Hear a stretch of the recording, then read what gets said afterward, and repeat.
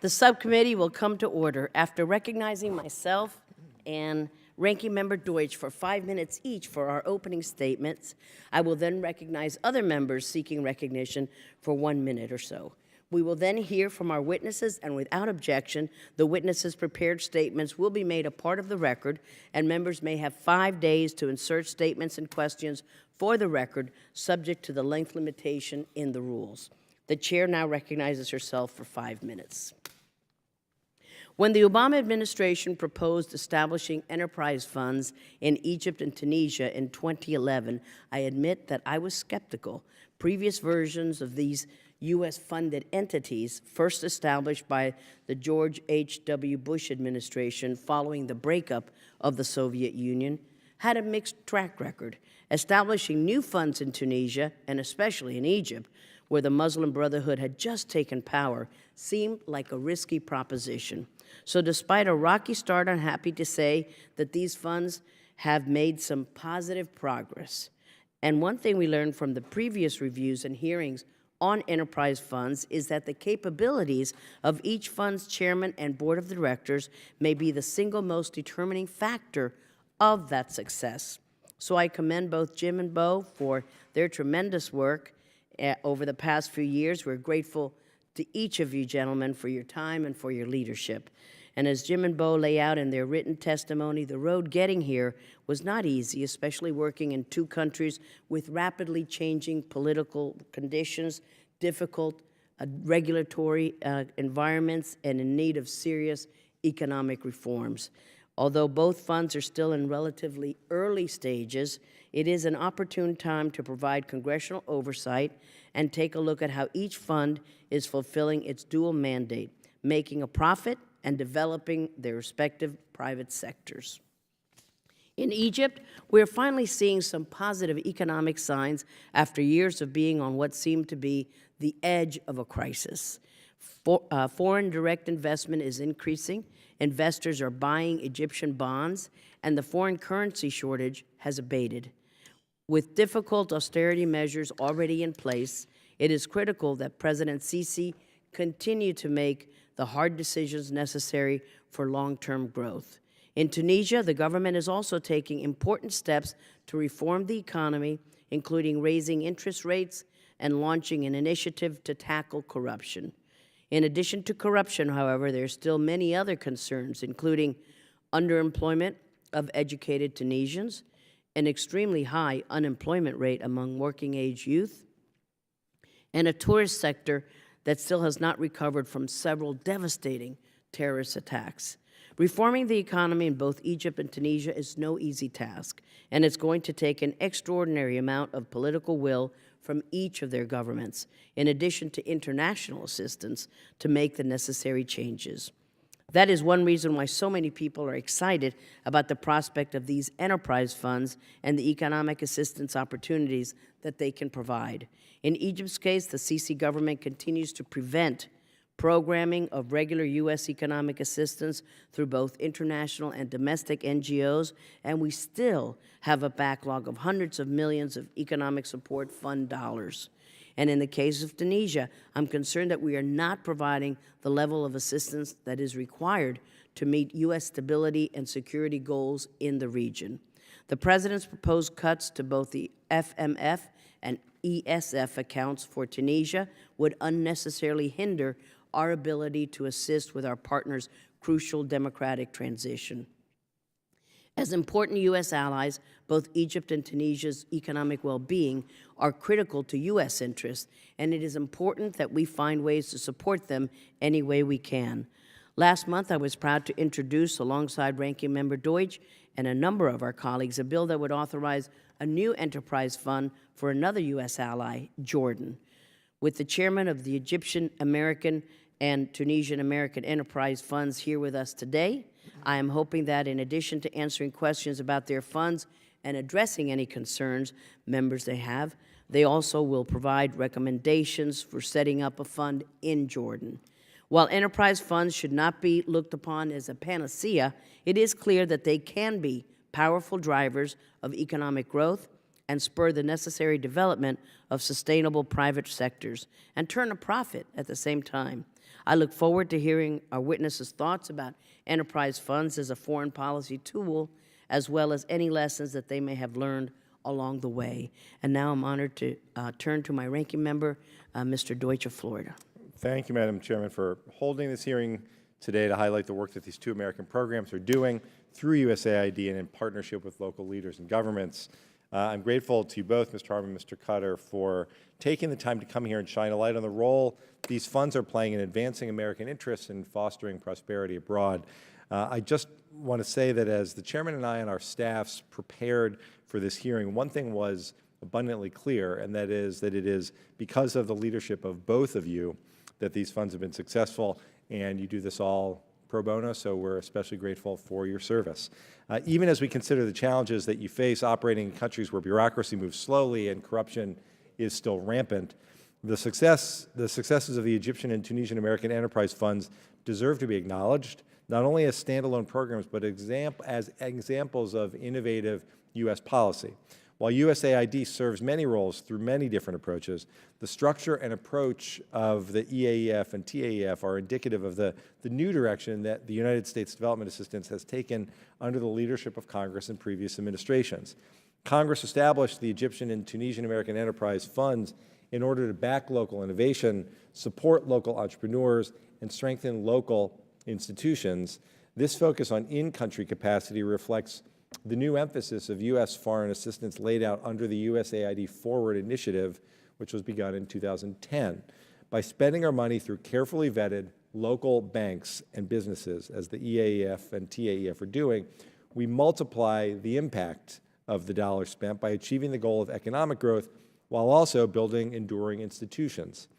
The funds rely on the knowledge of experts from the private sector, are working to strengthen small and medium enterprises in Tunisia and key sectors in Egypt. Both TAEF and EAF have worked hard to build their boards of directors and learn about the investment climate in each country. And while some have questioned the slow pace of investments, it seems as if both of you learned lessons from the European funds of the 90s and worked to correct many of the mistakes that were made in the past.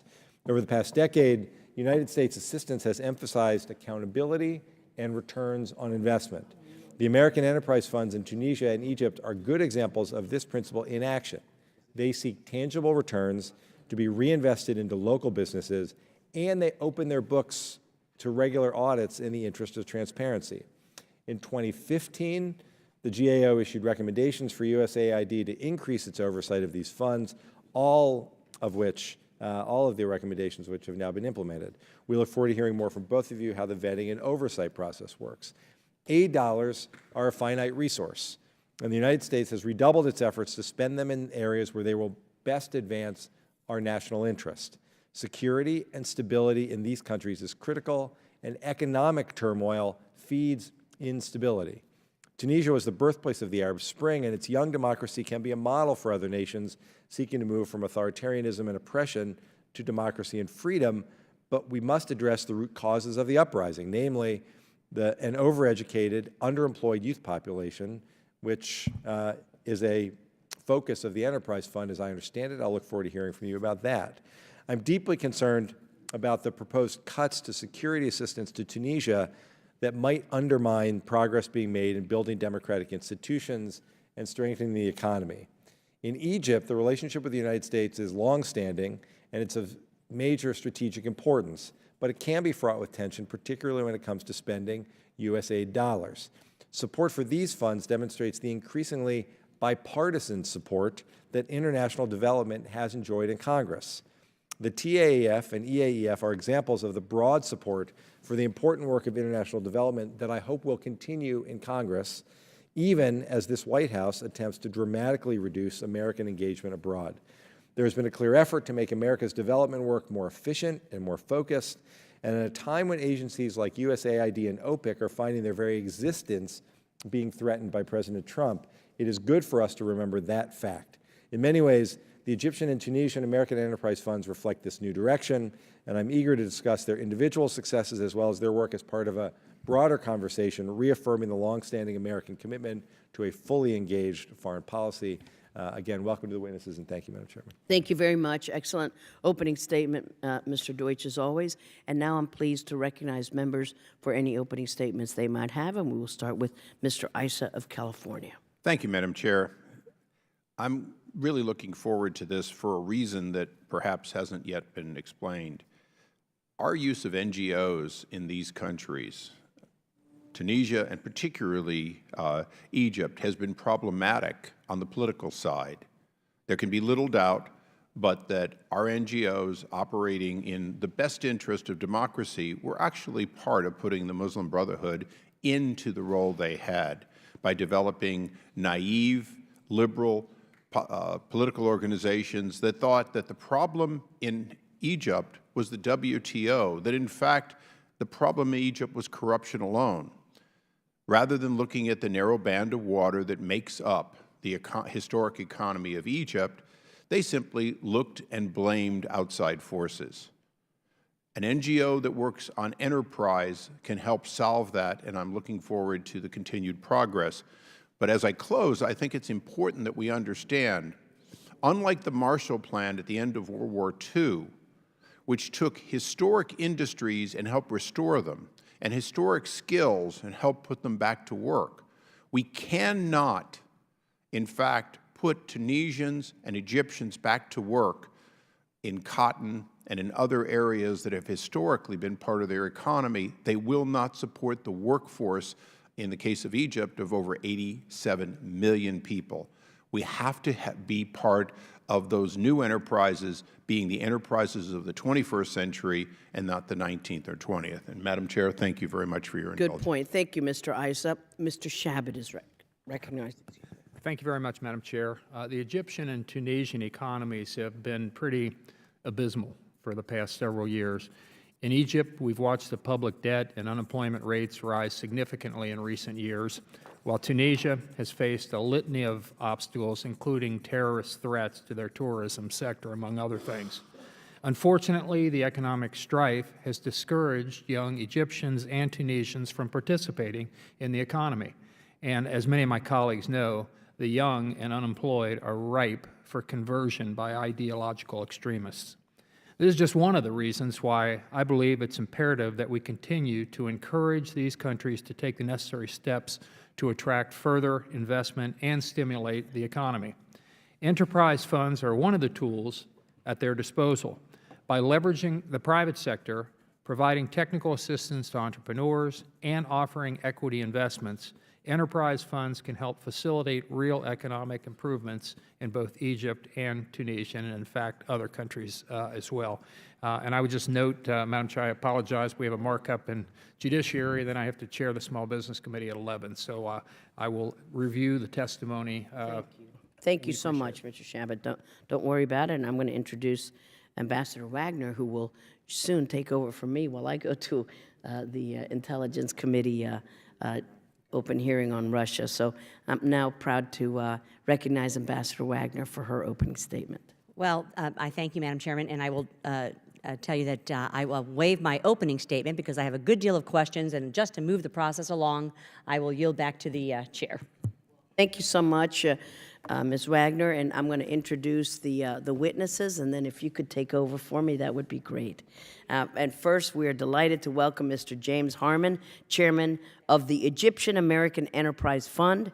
Mr. Harmon is also Chairman and Chief Investment Officer of Caravel Management. Prior to working for Caravel Management, he served as Chairman, President, and CEO of the Export-Import Bank of the United States from 1997 to 2001. Mr. Harmon, thank you for coming. We all look forward to your testimony. And next, we want to welcome Mr. Bowman Cutter, Chairman of the Tunisian American Enterprise Fund. He is also a Senior Fellow and Director of the Economic Policy Initiative at the Roosevelt Institute. Mr. Cutter served with distinction during 2 Democratic presidencies at the National Economic Council and at the Office of Management and Budget. Mr. Cutter, thank you for coming.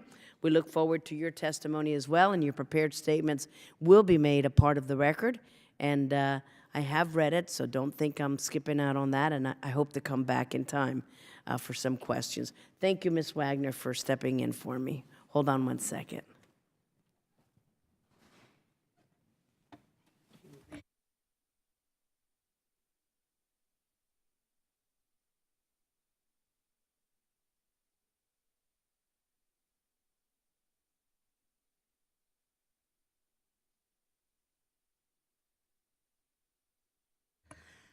Mr. Harmon, you're recognized.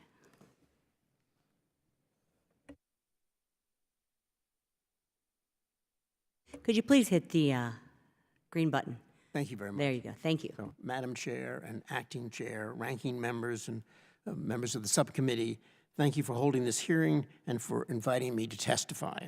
In January of 2012, the White House and the State Department called and asked me to take on this particular assignment.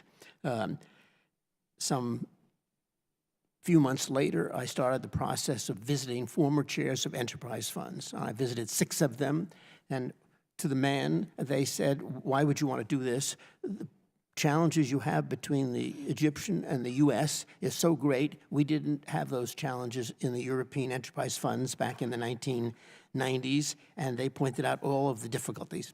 It actually proved to be a good reason why I would take on this assignment, because we could do a lot better in building relationships between Egypt and the United States. In March of 2013, we signed the grant agreement with USAID. That year, we made a critical decision not to place Americans in Cairo to seek and manage investments. We were fortunate indeed to meet a very talented Egyptian investment banker who would prove critical to the success we have had to date. He organized the management company Lorax to lead the search for and management of the Egyptian American Enterprise Fund assets. In time, he would add 7 additional professionals. Only 3 years later, it is on the way to becoming one of the leading private equity managers in Egypt. In 2013, we organized a board of directors in compliance with the legislation. Credit to Congress for its guidelines and the terms of our grant agreement. 3 Egyptians and 6 Americans, 3 of whom are Egyptian American. This board has been highly engaged in our efforts. None of the board members receive compensation for their time. We are grateful to our directors for their service and dedication. And 2 years ago, we were fortunate to recruit an Egyptian woman who was graduating from the Harvard Business School, who had prior experience at the Ministry of Finance in Egypt. And she came in and has become our director in New York City, and who is sitting behind me. I'm grateful for the good work that she has done. Egypt's private sector remains underdeveloped. It suffers from a gap in financing, infrastructure, and talent. This curbs its ability to expand and grow the economy. An underdeveloped private sector results in underserved markets, high unemployment rates, and low financial inclusion. Egypt has the largest population in the Arab world and the 3rd largest in Africa. The youth accounts for 44% of the population, of which 31.3% are unemployed, leaving 51% of the population living in poverty. Alarmingly high unemployment rates are a great loss of human talent, a growing burden on the economy, and a threat to social stability, all of which hinder the country from realizing its full potential. Furthermore, only 13.7% of the population owns a bank account, which represents one of the lowest financial inclusion rates in the Middle East and around the world. Small to medium-sized enterprises account for 99.6% of the companies in Egypt. However, they are greatly underserved, especially in the financial sector, limiting their ability to scale. It is rare for anyone to hit a home run in their first at-bat, but I think we did it with our first investment for the fund. Fowry, Egypt's largest electronic bill payments platform. Fowry extends basic financial services to Egypt's unbanked population and promotes financial inclusion, a major part of our mission. Traditionally, Egyptians have had to wait hours in line to pay their bills in cash.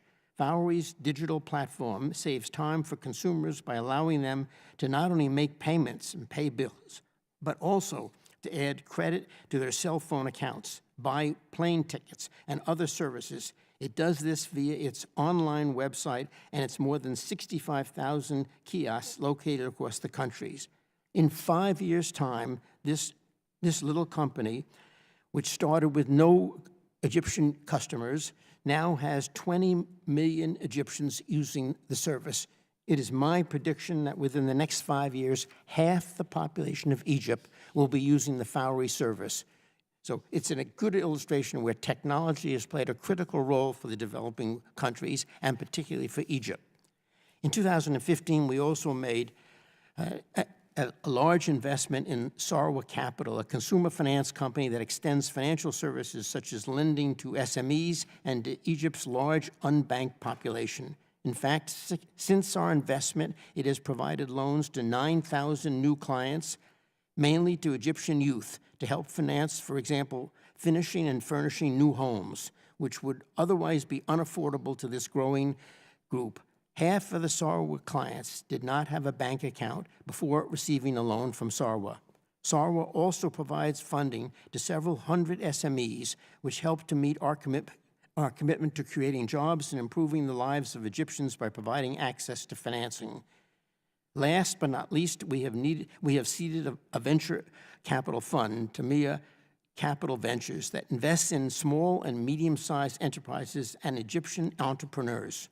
By investing in this new venture and other VC firms, we are enabling new fund managers to seek our investments not only in Cairo, but across Egypt, even in more rural locations. So we have invested today $100 million, and we have brought in an additional $100 million from two institutions that had heretofore not invested in Egypt. It is my expectation that we will invest an additional $100 million by the end of this year. So we will have invested $200 million of the original $300 and another $100 that we have brought in. I would add that these investments come as the Egyptian government has embarked on an ambitious economic reform agenda that has seen the phasing out of long overdue energy subsidies and a floating of the Egyptian pound. And to their credit, the signing of the agreement with the IMF, a $12 billion loan to Egypt. The Egyptian government deserves additional credit for all these tough but necessary decisions. I think the fund will produce significant profits over its life. It is my opinion that upon liquidation, proceeds should go to return to the United States its original capital, and thereafter profits should be divided between both our countries. Finally, economic development is critical to the growth and prosperity of developing countries.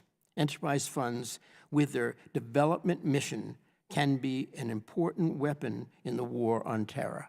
Thank you. Thank you, Mr. Harmon, for your testimony and opening statement. Mr. Cutter, you're now recognized for 6 minutes. Thank you. Chairman, thank you. I will cough my way through the presentation. I want to thank... Again, could I please ask you to hit the green button and move your mic a little bit closer to your mouth, sir? Thank Okay, you. is this now? Perfect. I have cough drops, which is...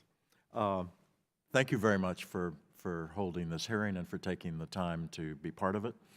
It's an honor to be at the hearing, and I should say right at the onset that it's an honor to chair the Tunisian American Enterprise Fund. I was delighted to have been asked, and I'm delighted at serving over the last 5 years and at what we've accomplished.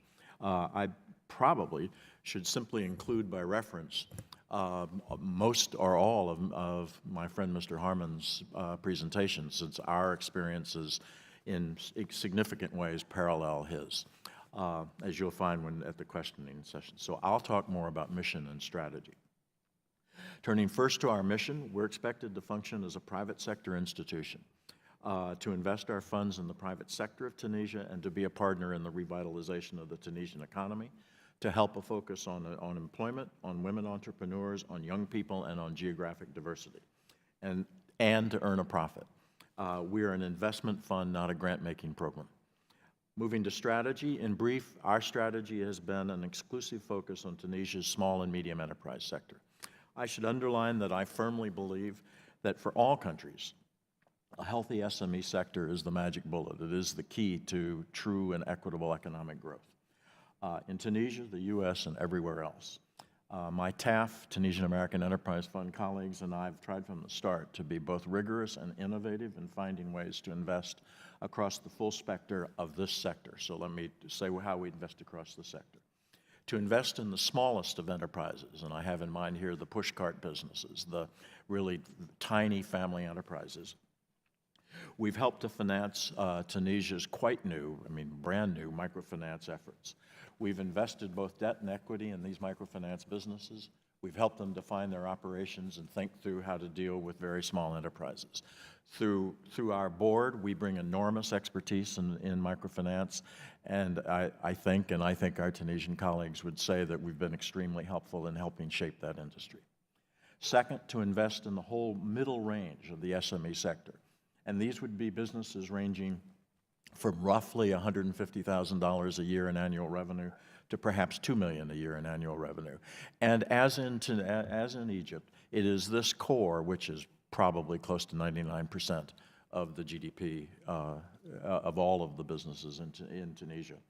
We created our own investment vehicle, which is called TASME, the Tunisian American Small and Medium Enterprise Company. Through this vehicle, we're pioneering in Tunisia a new and an innovative approach, which has been quite well received and allows us to tailor investment to the precise needs of entrepreneurs. As one example, one of our investments is a very high-quality date processing business in the south of Tunisia, a region that has seen almost no real private sector activity and that badly needs economic growth. Another is in a porcelain manufacturing business. A third manufactures customized packaging.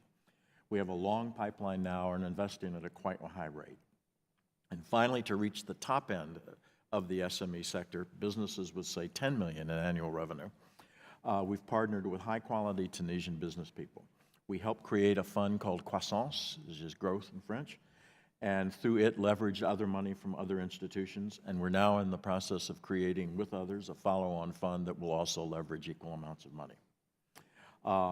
We are, and this is, I hope that Mr. Issa is able to see or read this part of my presentation. We're testing the opportunity for true startups in Tunisia. We've partnered with others in Tunisia and with an Egyptian firm to create the first full-scale incubation, acceleration, and financing effort for startups in Tunisia.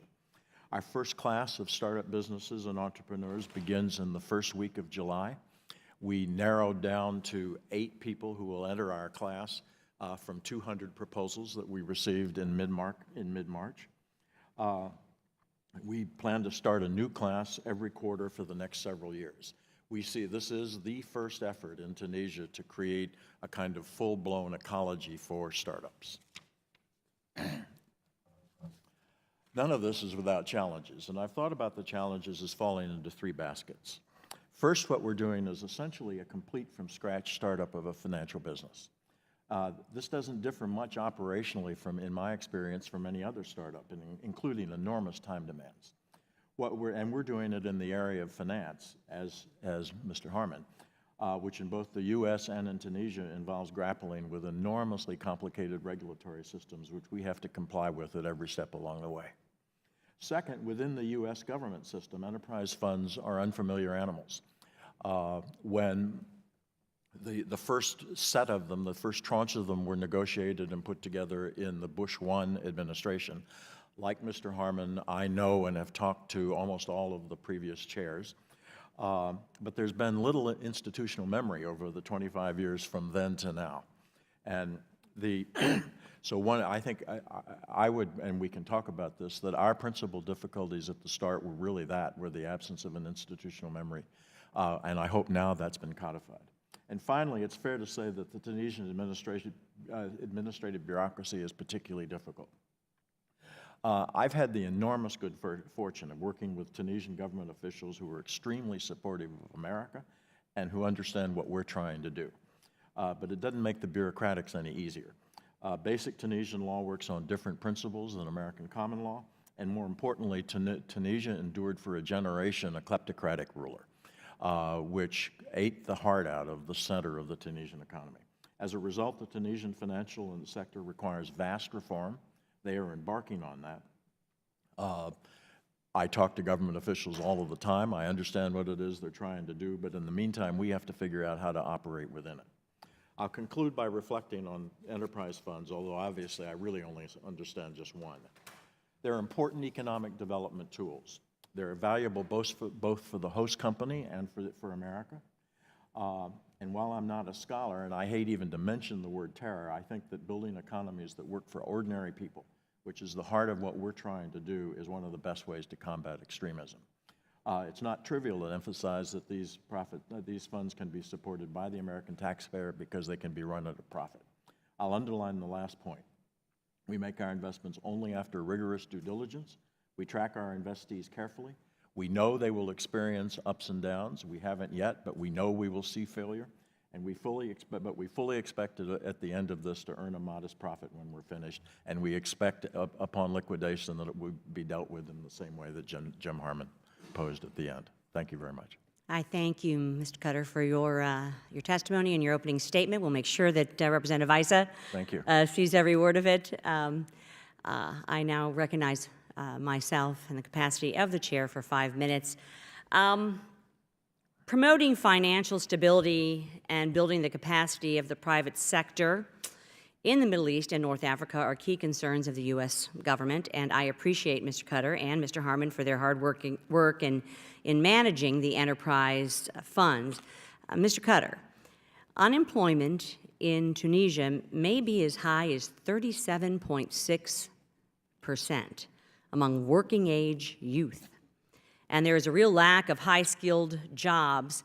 To what extent is the Enterprise Fund focused on addressing those needs, and what steps can the Tunisian government take to reduce the youth unemployment rate and create more high-skilled jobs?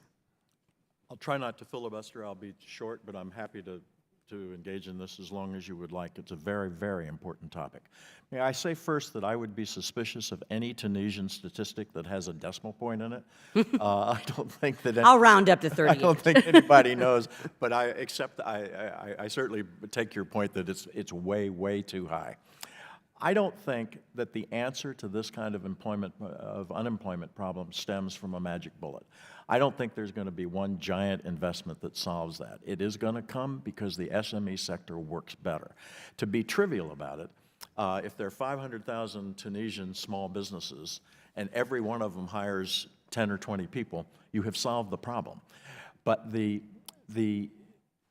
and that speaks to the guts of the problem, which is that the SME sector is heavily burdened. It has not been the focus of government effort, and for 30 years, it was essentially the source of depredation by governments. Mm-hmm.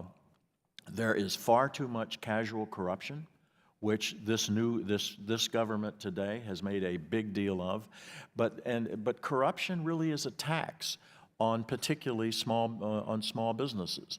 Every step along the way of creating a business or running a business has some tiny amount of corruption attached to it. And one of the great benefits of a enterprise fund is we know this. We talk to the entrepreneurs all the time. They tell us this. So there is the problem that the SME sector has not been a focus. There is the corruption, and it is quite hard to do business in Tunisia. Thank you, Mr. Cutter. I've got several more questions. And Mr. Bowman, I understand that half of all EAEF investment is in one company, Sarwa Capital. This company offers consumer credit services to finance auto loans, home furnishings, insurance, and basically general consumer spending. Are these services utilized by Egyptians from all social classes, or just by those who already are considered middle to upper middle class? And why has this particular company received such a substantial amount of funding? Button, please. Thank you. I think we realized very early, you cannot solve this problem by going out and trying to put small amounts of money into various different small businesses in Egypt, in our opinion. We needed to have a vehicle that could reach thousands and thousands of Egyptians. 31% or so of the youth population is unemployed. So our first preference was to look for a bank, but we were not allowed to do that. So we bought a consumer finance business, which was in a position through its auto activities, its leasing activities, to reach the small and middle-sized enterprises. So I would say through Sarwa, we have now most recently reached some 9,000 SMEs, and we are reaching a very significant amount of SMEs. We could not do it any other way without using some kind of vehicle. But an active, growing consumer finance business can reach out. We had some of the same problems when I was at the Ex-Im Bank. We didn't know how to reach in sub-Saharan Africa the large number of smaller enterprise funds, and the banks didn't want to make loans to them. So we had to find a vehicle. We lent money then to that vehicle, and that vehicle on-lent it to the many SMEs that were in all over sub-Saharan Africa. But that is the approach we've taken in Egypt, and I think over a period of time we will reach a large number of the SMEs in Egypt on one way or other that will help them to provide the funding. SMEs do not have the funding, obviously, and the banks don't want to loan money to them. All right, thank you, Mr. Harmon. I will continue until our ranking member returns. Mr. Cutter, my home state is Missouri, and agriculture is very important to us, so I was interested in your insights on the Tunisian agriculture industry. As foreign investors in Tunisia cannot own agricultural land, how have agricultural restrictions impacted the fund's activity? As I said in the prepared testimony, it precludes, this provision precludes some investment because you simply cannot, some you simply can't manage around. And in others, it has required us, working through Tunisian regulatory authorities, to essentially structure a deal so that an investment, so that we're investing in the non-agricultural part and we can show that we have no ownership of the land. Are you having success in dealing with the Tunisian government in this regard? Yes, but we haven't been able to change the basic law. And I think the basic law is a holdover from a long time ago when there were colonial attitudes about buying and owning land, and I think they're an anachronism. Thank you. Mr. Harmon, what impact have terrorist incidents, the fear of terrorism, and political uncertainty had on the operations of the enterprise funds in Egypt? And to what extent has the political environment discouraged other investors and sources of credit for the private sector?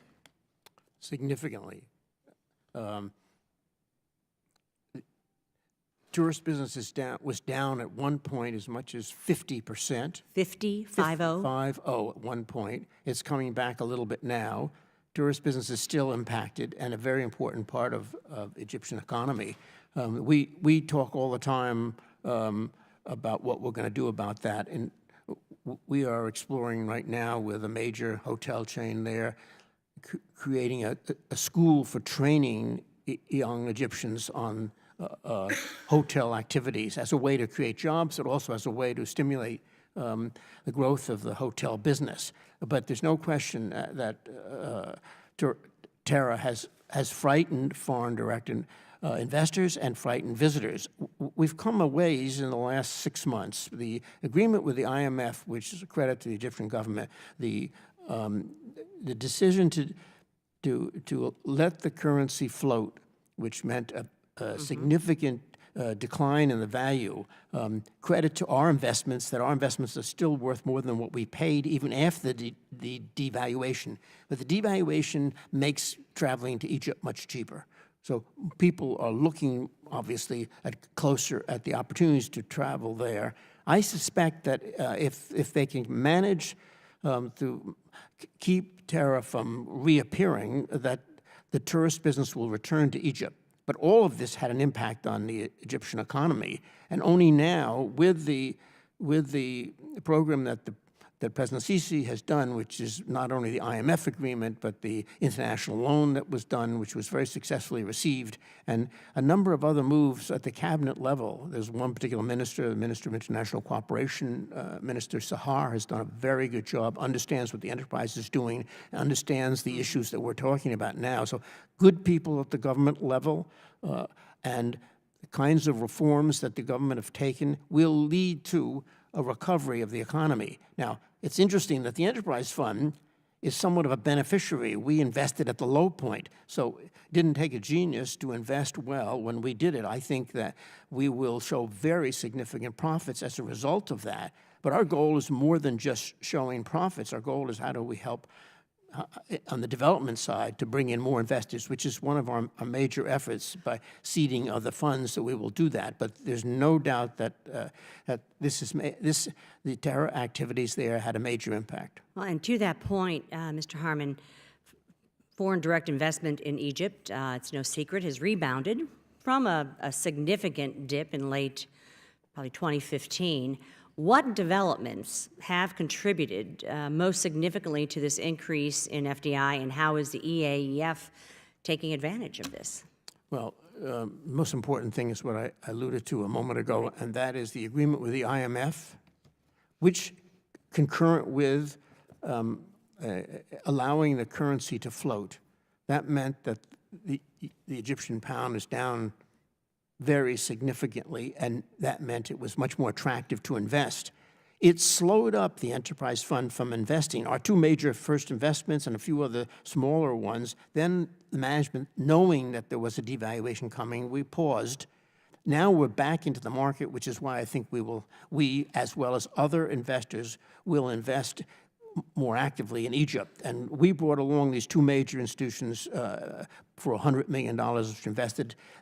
Many other institutions from around the world come and visit us now in New York or in Cairo and ask, is it the right time to invest in Egypt? The answer is yes, it is the right time, in my judgment, after the devaluation, because it's much cheaper to invest. So I would predict that you would see foreign direct investment recover more, significantly more. And by the way, the market in Egypt, the stock market, has also done very well. All of this speaks well. Now, we have to do more, obviously, in order to help create jobs and help on the development side. But I'm cautiously optimistic about the economy now. All right, thank you, Mr. Harmon. My final question here, Mr. Cutter. In your testimony, you wrote that flexible funding is important to the success of the enterprise fund. Are there additional ways to improve the fund to make it more flexible?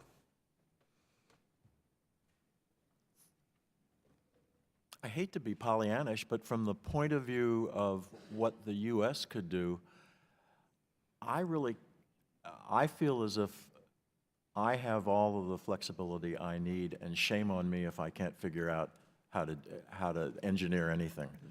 It is the case that, like a lot of financial systems in many countries, the Tunisian financial system is out of date, and there are ways that it could allow more flexibility. And I've made this clear in my testimony, but also in Tunisia. Thank you very, very much. At this point, the chair will now recognize Mr. Conley, gentleman from Virginia, for 5 minutes. I thank the chair, and I'm delighted to be with you and all of our colleagues. I have plenty more questions. Okay, good. Let me see. Mr. Cutter. No, actually, I'm sorry. Mr. Harmon. Congresswoman Ileana Ros-Lehtinen and I had requested a review of the whole Egyptian assistance program. Have you seen that report? No. What percentage of how much and what percentage of our bilateral assistance is in the form of cash grant transfer? I don't know the answer to that question. I can only tell you that the amount that's been allocated to the Egyptian American Enterprise Fund, we have received $212 million. We expect to receive the full $300 million. The amount of financial aid to Egypt for economic assistance has been declining, so it has been cut back. I think military has been held even, but the amount, I remember some numbers, but I have to really check to see that, but it has definitely come down. Well, I used to work on the Hill, and I used to write the foreign aid bill on the Senate side when I was a committee staffer a number of years ago, when we started sort of ratcheting up the percentage of the ESF fund that was provided as a cash grant transfer. And I always worried about that, because if we're going to show a peace dividend, for Camp David to the people of Egypt, it's never going to be in the form of a check written to the Egyptian treasury to, stabilize their budget. I mean, maybe the controller of the treasury is happy, but the average Egyptian sees none of that.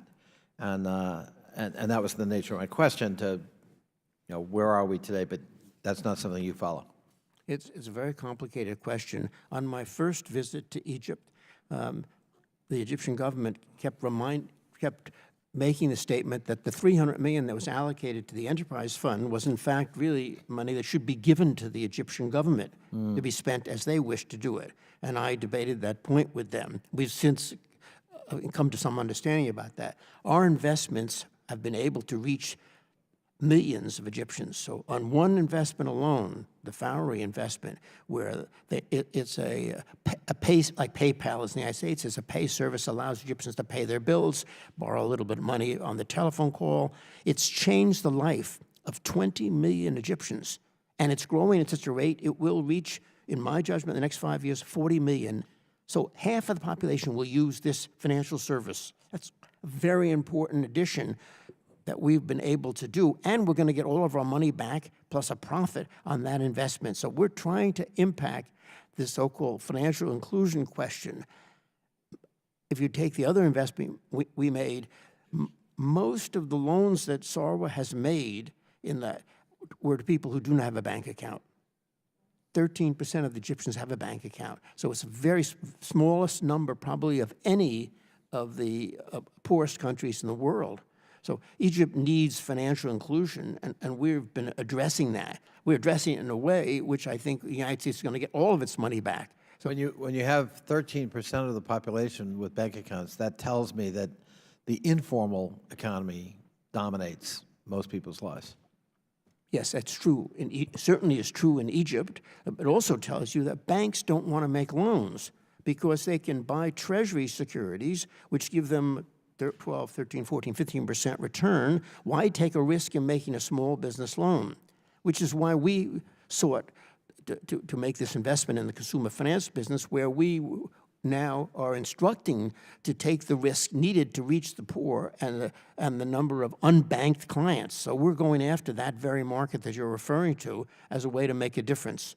When they write the history book on enterprise funds and on Egypt, I think that will be our most important contribution. It won't be because we made money. It won't be because the United States got its money back. It's because we made a difference in reaching the average Egyptian and changing the quality of life for the Egyptians, because we gave them the money that needed for them to finish their home, for them to buy an auto, or for them to do a lot of basic things.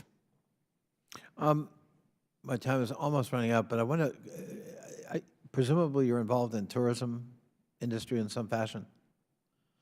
Can you tell us a little bit about what's happening to tourism in Egypt? Because it's such a huge source of foreign exchange. And presumably the current climate has depressed tourism in Egypt. So the tourist business dropped 50%. 50%. 50. That's a huge drop in any country. I mean, the Western world has never experienced anything, the magnitude of that kind of percentage decline. Now, you have to factor in there was the various different terror attacks, specifically cutting back on Russian tourists and cutting back on most Western tourists. If I tell people on my very first trip to Egypt, I sometimes in a loose moment explain to them, I was there, oddly enough, to meet with the Muslim Brotherhood, and I had a meeting that night, and security took me in a car with two of the young people from the State Department. We went in front of the square. We were blocked immediately because of the protests. Security said to me, when the tear gas comes, stay in the car because you would not live to get to the corner. For 2.5 hours, we stayed in that car while tear gas was all around us. By the time I got out, needless to say, I was wondering what I ever had agreed to do to take on this assignment. I met with the head of the Muslim Brotherhood, and I leveled in saying, if you're now the leadership of this country, you're never going to attract foreign investment if you can't even drive, if you're frightened about it. I never even shared it with my family. It was such an experience. Now, recent trips are much better. People can go to Egypt and feel comfortable. We've come a long way. But if you live through, I happen to say that was the day of the Benghazi attack, so there was a lot of action going on in Cairo and all over. But That kind of experience, and people who saw it and read about it, it will frighten people from going to a country like Egypt. That has changed very significantly because, fortunately, people have a good, fast memory, and because of the IMF agreement and new money coming in and investment pouring in, you can overcome that. But if you have terror, it discourage almost anybody from going. And I think we've come a ways. We still have a further way to go. And just, if I may, Madam Chairman, just a quick addition. And is it your observation that the Egyptian government has beefed up security at obvious tourist sites? Yes. Okay. I think the Egyptian government doesn't get appropriate credit for a lot of good things they do. Of course, they get criticized for the NGO law. I, too, am saddened by it. But I think what they've done in the financial area in terms of the IMF agreement, in terms of allowing the currency to float, in terms of reducing the subsidies, is to their credit. What they've done on security is also to their credit. So, but you don't read too much about that in the newspaper. Newspapers want to write about the worst part about it, and that's somewhat unfortunate. So I hope in due time there will be further reforms in Egypt on the issues of the NGOs. But right now, they have done good work in security and good work in the financial area. Great. Thank you so much, and thank you, Madam Chairman. Thank you, Mr. Connolly. As was mentioned in the opening statement of our chairman, Ileana Ross-Layton, and the ranking member Deutsch, they recently introduced a bill that would authorize a new enterprise fund in Jordan. Considering your experiences over the past 5 years, is Jordan a good candidate for the enterprise fund? I'll let you decide who would like to answer. Mr. Cutter. I think it's almost an ideal type. An ideal type. An ideal type. It is small enough so an enterprise fund can have enormous effect.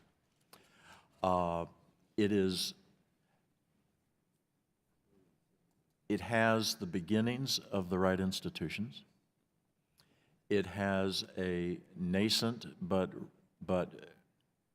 reasonably sophisticated, in the sense of being nascent, financial sector, so you can actually function there, and it's receptive to innovation, all of the kinds of things that I've found in Tunisia.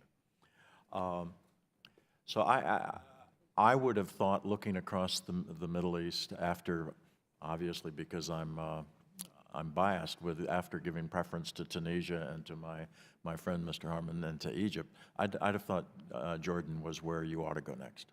Great, thank you. Mr. Cutter, or Mr. Harman, any addition? Were I to be in a position to decide where we'd go, I would be more aggressive. We can do enterprise funds so it doesn't cost the taxpayer anything. We are going to have profits in Egypt, so the money will come back to the United States. One. Two, there's a lot of talent available in many of these countries who, working together with someone like Mr. Cutter and myself, could do a very good job running an enterprise fund. So I would go bigger. I would look at Iraq. I would think a lot. I would have a team in the United States government studying which countries we should do it. Which should we consider? Someday, it's a long time from now, but someday we'll do it in Syria. Someday we'll have it in Afghanistan. But I'd have a planning stage right now for all of the failing states. And there are a lot of talent.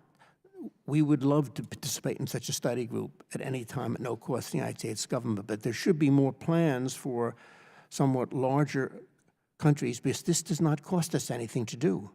So it's almost a no-brainer. There is too much focus, in my judgment, at state or at the Council on Foreign Relations on conflict resolution and not enough focus on economic development. Because if economic development is successful and you create jobs, that's a major force for reducing conflict in the future. Enterprise funds are the model for that. Thank you, Mr. Harman. I appreciate your optimism. Many observers have suggested that finding the right chairman and board of directors is the single most important element in achieving long-term development goals and financial profitability of an enterprise fund. What can you tell us about the composition of your boards and how the directors are chosen? Mr. Cutter? I certainly think, thinking about my colleague, that finding the right chairman is extraordinarily important. Whether or not it applies to me or not, I'll leave it alone. But the our board, I think our board's fantastic. By law, it is 6 American citizens and 3 Tunisian citizens. All of them, they come from diverse backgrounds. All of them are experienced in business. There are quite senior players in the financial industry from the United States and from Tunisia. They've all taken risks in their lives. They've all been entrepreneurs. They understand. I think almost all of them have really have focused in particular on the small and medium enterprise sector.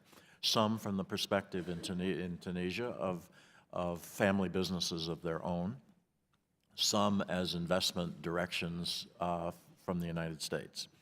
So what I've found, and it is a little bit like the board membership of one of these is like the catcher, the shortstop who can't hit but on the other hand can't field, is that these are jobs that don't pay anything but on the other hand take an enormous amount of time. But we've found. Great, thank you. Mr. Harmon, anything to add on the board and board members?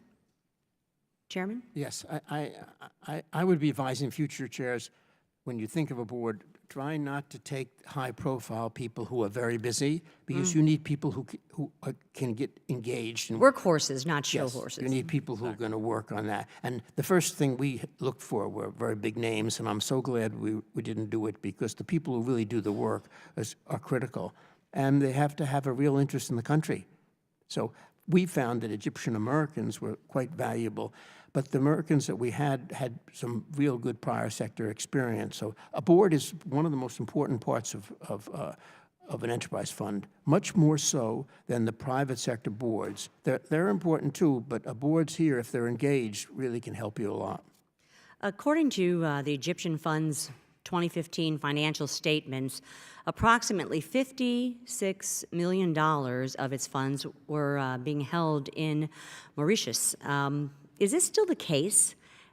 And what is the rationale for holding funds in Mauritius rather than Egypt and the United States? Mr. Harmon? I'm sorry, I didn't hear the question. If you could say it again. According to the financial statements of the Egyptians Fund, their 2015 financial statements, they said approximately $56 million of the funds were being held in Mauritius. Is this still the case? And what's the rationale for doing so, for not holding it, I suppose, in Egypt or in the U.S.? I think part of that might be reflective of the fact that in anticipation of a devaluation, there were funds being held outside the country, because if you were holding Egyptian pounds, you were about to suffer somewhat. There was a long pause in investing, and many companies, and including some that we know very well, kept dollars outside of the country in Mauritius, waiting for the devaluation to take place, which took place really only last 6 months ago. Then money came out as coming back into Egypt right now. So there was conservatism in keeping money in banks in Mauritius, as an example, as one of the explanations. Do either of your funds hold cash or own companies outside of your host countries or the U.S., Mr. Cutter? No. No. Mr. Harmon? My last question would be, finally, it's my understanding that the Egyptian Fund is still waiting on a delayed tranche of funding from USAID. What can you tell me about this? I think you really have to ask state and AID about it rather than myself. We have a pipeline right now where we're ready to make investments. So, but in fairness to them, that pipeline didn't exist until maybe the last 4 or 5 months as we maximized our efforts after the devaluation. So there may have been some reason to feel that we weren't going to employ it quickly enough. But right now, I hope that it will get dispersed to us so that we can accelerate our investment program now that we have the pipeline that we're having. If I may be allowed just to correct one thing I said earlier, I didn't want to imply to anyone that I wasn't supportive of the Jordan Enterprise Fund. I think it's very worthwhile to do. I just felt that we could also be reaching to even larger size, and I also would wanted to encourage a little bit more study of how many other countries we could do enterprise funds in. If I were running the program, I would expand the enterprise fund the whole concept very significantly. Great. Thank you very much. Mr. Connolly, anything else? Just could with Mr. Cutter, Madam Chairman. Ms. Cutter, you've been involved in Tunisia for how long? How long have you been involved in Tunisia? 5 years. 5 years. You go there a lot? Yes, You think it's an important relationship? absolutely. So any comments on the proposed budget the President has submitted that would cut aid to Tunisia by 62%? I try my best to stay out of politics with respect to the fund, but I think it's short-sighted. That Tunisia is strategically important. The Tunisian government, if you kind of run down a list of the kinds of things that you'd use as indicators of countries you ought to invest in: 2 free elections, an open liberal constitution, the most open society in the Arab world to women's rights, all of the economic indicators turning up, a recent IMF agreement, a real anti-corruption direction, and financial reform. This is a country we should invest in. And that litany you've just read, and I'm sure we could add to it, all of that's after the Arab Spring. Yes, sir. And it's the only country emerging from that big, hopeful turmoil. I think Egypt has a It's pretty the good only- shot, yeah, but you're right. But it's the only one that kind of had a happy ending from a democratic point of view. Absolutely. And if you talk to people in Tunisia now, the mood from the top levels of the government all the way down to the entrepreneurs we deal with, some of whom are just street entrepreneurs, the mood is up in a way that was really quite different 2 years ago. Sounds like a country we ought to be supporting, not cutting back in. Thank you. May I say one other thing? You certainly I can. forgot to mention that particularly given your background, I'm an 8th-generation Virginian from Augusta County, Virginia. Good for you. A kissing cousin, Mr. Connolly. Lord Almighty, Madam Chairman, I should have come earlier. Thank you. Thank you very much, Mr. Connolly. And I thank our witnesses very, very much for their testimony. I know that the ranking member, I just received a note, has been held up in the judiciary markup. We have a number of markups going on this morning. I'm running to one in financial services myself. Do know that we are grateful for the work that you're doing. We're grateful for your testimony here today. And I know that other members will be submitting questions in writing. So with that, the Subcommittee on Middle East and North Africa stands in adjournment. Thank you very much.